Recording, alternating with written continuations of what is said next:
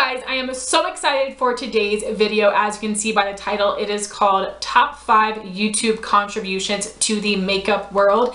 And this video is 1,000,000% inspired. It's not even inspired by, it's the exact same idea as Alex from One Beauty Addict. I will have her channel and her video linked down below. Go check out Alex's video. I am not repeating any of the contributions that she listed, and she came up with such great contributions, and listening to her video made me think about all these different things that I never would have known about if it wasn't for YouTube, and I think completely changed the game in a lot of ways for all of us makeup wearers. I think this is such a unique idea, and it is really rare that people come up with unique ideas on YouTube just because there are so many of us beauty creators out there. So I thought this was so unique, so original, and so fun. So please go check out Alex, her channel, her video, subscribe to her. I'm so excited for this video because this idea is so freaking cool. So I actually started getting into makeup my freshman year in college, which was in 2010.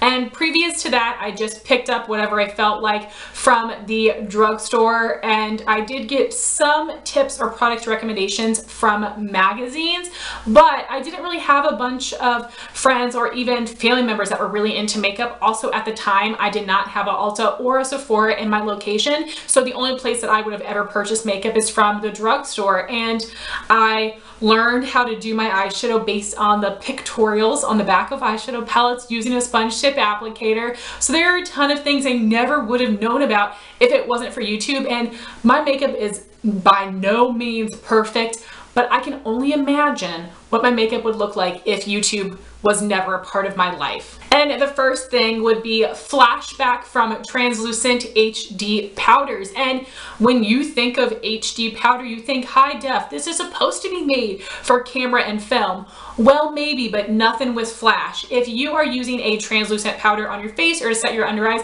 and you take a flash photo, you are gonna look like Casper the Ghost. And I have no idea what ingredient makes those powders have that flashback, but it always happens with translucent HD powders. Recently, I took a picture with some of my friends from college at my friend's wedding, and the bride luckily looked beautiful and the rest of us looked like just white under our eyes, and that's because we all used translucent powders and took a flash photo. And I do not take flash pictures very often, so I will still use them because I think those powders are formulated nicely. But if you plan on taking flash photos or you're ever going to some kind of a glam event, an evening event, I would not recommend it. I think we've all seen pictures of celebrities with white powder around their nose, under their eyes, on their jaw lines, and it just looks a mess. And of course, in person, natural lighting, it looks beautiful, but in a flash photo, awful. And even if I saw that photo, I would have no idea what caused that, but it is absolutely HD translucent powders. Another thing along with flashback would be using face products that have SPF. Now that's using a regular sunscreen, or if you have any foundations that have SPF in them, if you take a flash photo, you can also get flashback. And I think that is so interesting, and I also don't understand what it is about SPF that gives you that flashback, but it definitely does, which is good to know.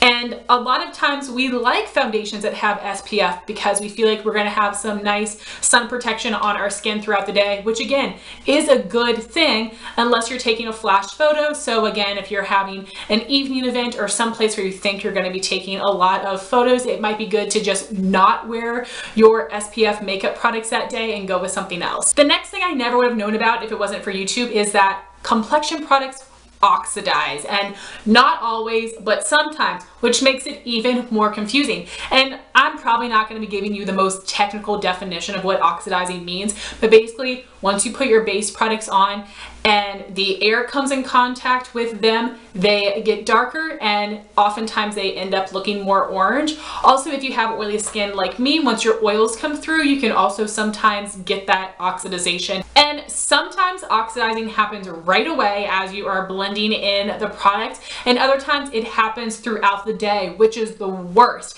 And now that I know products oxidize and I know how to work with them, I much prefer things that oxidize immediately. That way I can go in with some lighter concealer and powder to adjust the overall look of my complexion so my face ends up matching my neck. But if it wasn't for YouTube, I never would have realized this. I would have just thought, oh, my foundation looks dark. It must just be too dark to begin with. I can guarantee you I never would have understood what was happening or really even thought much about it. But we all know the dreaded foundation line, and you can't even blame people, because if foundations and concealers and powders are oxidizing on you, you can't help it because you bought something that you thought matched you. But there are definitely certain brands or certain foundations that I notice tend to oxidize more than others. For me, all the CoverGirl foundations oxidize. They become too dark and too orange. Also, I thought that oxidizing just happened to oily skin people, but I'm pretty sure it can happen to a lot of people, and it's not always the same foundation is going to oxidize on everyone. But I did hear that the Urban Decay All Nighter foundation oxidized on just about everyone, no matter what skin type they had. So that is something interesting to note, and that's why foundation reviews especially are very, very helpful to know if a product is going to oxidize. And it's even more helpful if you could find a review for someone that is your same skin type. And there are also concealers and powders that oxidize. I don't have that problem as often, but for me and a lot of people, the ColourPop No Filter concealers darken at least a shade or two. For me, for powders, I've also had the Revlon Nearly Naked oxidize on me, as well as the Too Faced Peach Perfect powder. But because I'm so fair, oxidizing is going to be very, very noticeable on me, and for a more tan complexion, it might not be the case. Sometimes your foundation just oxidizes a little bit, and other times a lot. Again, I'm not sure what ingredient causes oxidization. I think that would be really cool to find out in some way, but it is something that I never would have understood the concept of if it wasn't for YouTube. Also, I apologize, I'm talking with my hands a lot. That is very annoying to me. I try to keep them down here below the camera so you can't see, but because I'm not holding products, my hands are just like, woo! Next is a product I never would have known existed or was important if it wasn't for YouTube, and that would be eyeshadow primer. Now, for face primer, a lot of people debate whether it's actually a helpful product or not, but eye primer, I think everybody has come to the conclusion, whether you use an eye primer or a concealer as a base on your eyes, it is essential to keep your eyeshadow from creasing, to help it last all day, and to keep it looking vibrant. And now a lot more brands have come up with eyeshadow primers, but back in the day, it used to be Urban Decay Eyeshadow Primer Potion and the Too Faced Shadow Insurance that were the most popular. Now, when I first started wearing makeup, I believe I had a friend talk about it, and that's when I first started watching YouTube, and then I purchased the e.l.f. eyelid primer, and now a ton of drugstore brands have them as well. My favorite is the Milani eyeshadow primer, and I have pretty oily eyelids, and that one does work well for me. But because I have oily and hooded lids, I will often have product transfer, which can still happen, but my eyeshadow would crease so bad. But eyeshadow primer really does save the day and can keep your eyeshadow looking perfected until you take it off at the end of the night. So that is an absolutely essential product that I never would have known about. Of course, I know eyeshadow, eyeliner, and mascara, but I literally never would have understood the concept of an eyeshadow primer, and I probably would have thought it was a gimmick if I hadn't been introduced to it by YouTube and hadn't tried it myself. The next product would be the miracle of a transition eyeshadow. And when this started becoming popular several years ago, I thought it was dumb, and I thought it was going to make my eyeshadow look too subtle. And if you look back at my old tutorials and my old videos in general, be still my heart, I had the most severe deep dark crease ever, and then brow bone, like no transition, no blending. It looks so bad, but for some reason I thought, no, that isn't gonna make my eyeshadow be too dull and too blah. No, I need this to be vibrant and stand out.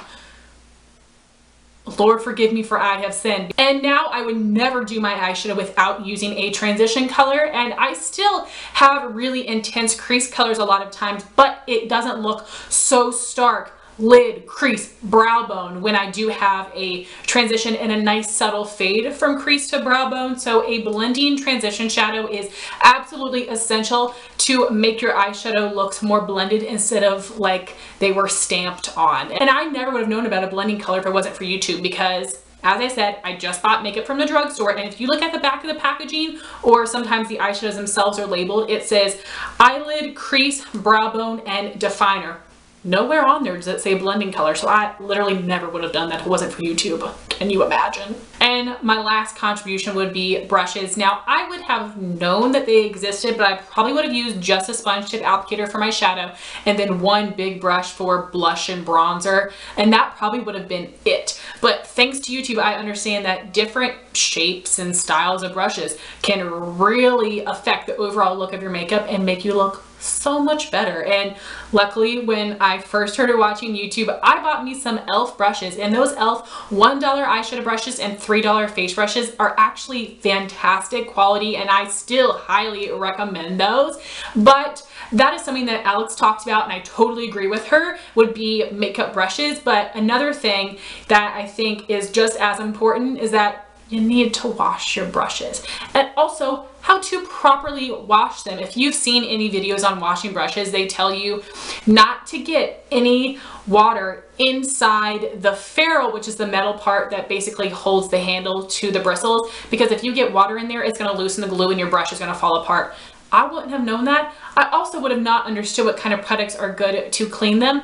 And for me, I just use Johnson's baby shampoo, because if it is gentle enough for a baby, it'll be gentle enough for my brushes, and that works so well to get out the product. And I also know that when you get them wet, you just want to get the bristles wet, not the rest of the brush, and you want to hold it upside down, massage it into the bristles, rinse it out, but you don't want to hold it up like this and get water going down into your brush. So I never would have really understood the importance of washing brushes.